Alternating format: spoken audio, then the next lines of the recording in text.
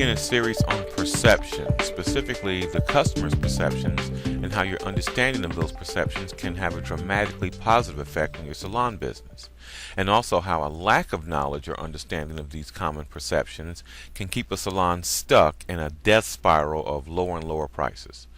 But first, if this is your first visit to 2-Minute Marketing, someone sent you a link or you were just searching, let me make a suggestion. This video is more involved and advanced than previous videos, so I highly suggest going to the main site, 2minutemarketing.com, the number 2minutemarketing.com, and watch the introduction video and then the restroom video. Watching those two will give you kind of the tempo and the flow of 2-Minute Marketing, as well as give you a foundation. After that, come back and watch this one. Make sure you sign up first on the home page, right where it has all the green $100 bills. Put in your name, your email address, and you're in, and then you'll be getting email updates whenever I create a new video at the same time as everybody else. So bounce over to 2minutemarketing.com, watch the introduction video and the restroom video, go ahead and sign up, and then come right back over here. Okay, back to perception. Before I can properly launch into the customer's perceptions, I have to tackle one perception that negatively affects many types of businesses, but none more profoundly, in my opinion, than small salons. Now, this is a heavy principle. I mean heavy principle. So I need for you to really lock in and put aside any distractions just for a moment if you can. Okay? Now, in small market salons, price has been incorrectly connected to services. What should be connected to services is the value that those services represent to the client. When this is properly presented, price becomes less of an issue. Now let me explain that. When it comes to setting prices from the average salon owner's point of view anyway, there are a few different things that go into formulating prices for the services. There are fixed costs like the lease and insurance and things like that, as well as variable costs like utilities, staff wages, products for sale and for use, and things like that. And then added to all this is maybe a small percentage for your salary. And these parameters are all considered when formulating prices for salon services. But, and this is key, since most small market salon staffs have never been trained on how to promote the value that they bring to their customers, or how to authentically articulate the value of looking uniquely beautiful and feeling beautiful, the customer is allowed to drift into the mentality of paying lower prices for a sort of commoditized version of service that doesn't emphasize her unique beauty, when she could be a lot happier paying higher prices to any salon that skillfully promoted the values of feeling beautiful and unique and special, values that are not directly connected to price. Wow, that's a bunch there. If you ever wanted to know how it is that the mega gazillion dollar salons can charge 3 to 5 times more for the same services of the neighborhood salon, well, that's one of the biggest reasons right there. They know how to emphasize the value of their services to that unique client and authentically communicate the client's enhanced beauty once the job is done. That is a skill any salon professional can learn. And all this, in the customer's mind, makes value more important and price less important. Price literally becomes a secondary issue. I call this the Disney effect, but it's a principle that's been around since the wheel. And I'll really open this one up later in this series. You know, sometimes I almost feel sorry for businesses that believe that they have no other leverage in their market than price bargaining. In today's economy, for them, the writing is on the wall. They haven't taken the time to cultivate within their business any sense of uniqueness or specialized value that they bring to the marketplace and to their customers, a value that the customer perceives that they can only get from them.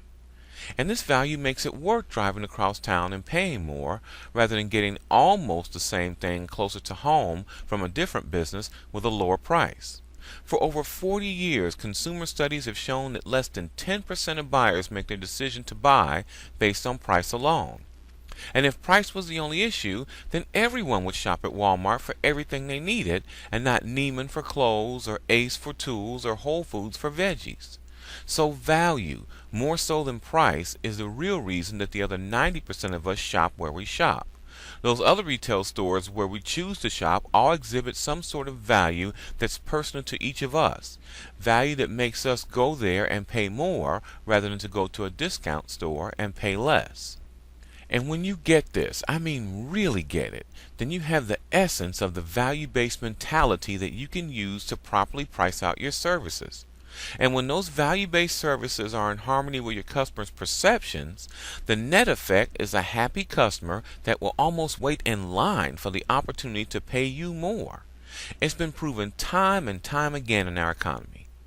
So, why is the small market salon especially hurt by this incorrect price-service connection? Because we fail to lock on and promote the customer's unique beauty, the most visible aspects of her outward physical appearance, which is too bad because that happens to be our best upsell leverage.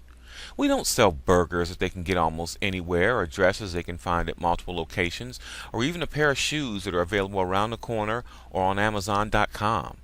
But with our core services, combined with a little salon ambiance and some carefully chosen words, we have the capacity to enhance their personal beauty in a way that's truly unique as we are and as they are. We leave a ton of cash on the table because, without intending to, we take what's truly upsellable, personal beauty, and downsell it by offering a bunch of bargains like a dollar menu in a down economy. What we do is incredibly special. Our customer trusts their hands, feet, and hair to us, the three things that elicit the quickest value judgments from others. She puts them in our trust, and we make them more beautiful. If she comes away feeling more beautiful and excited about her beauty, then in a very real sense, that feeling is priceless. And that's why all the other industries went down in response to the recession. That's what they were expected to do. They deal in clothes, tools, and shoes that can be purchased at any number of different locations. But female beauty, her need to feel more beautiful, will never go down. That's why the beauty industry went up during the recession. It did. Women don't have a recession look in response to a down economy. They want to look beautiful always. And as owners and staff professionals, we are responsible for being excited about their new beauty and all its possibilities. We're excited, so the client gets excited.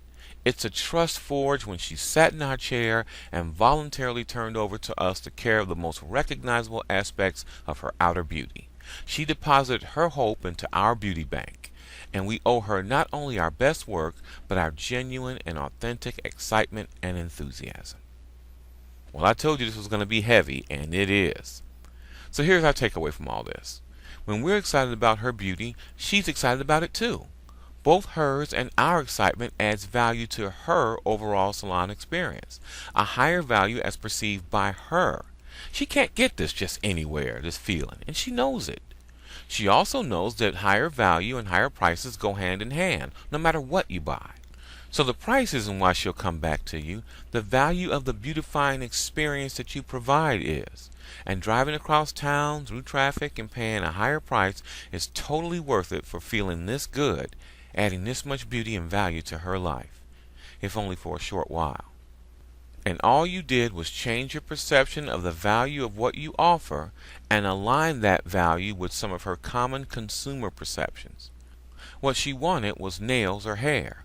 What she needed was your enthusiastic and sincere endorsement of her beauty, enhanced by the nails or hair you provided. This is one of the ways that salons make a lot more money, generate lots of repeat businesses and good referrals, and completely differentiate their salon from many, many others. Okay, we have now laid the foundation for this series on perceptions, a foundation that needed to be properly laid for you before moving forward. In our next segment, we begin with the fun and interesting stuff. We'll start exploring more of the perceptions in your customer's head.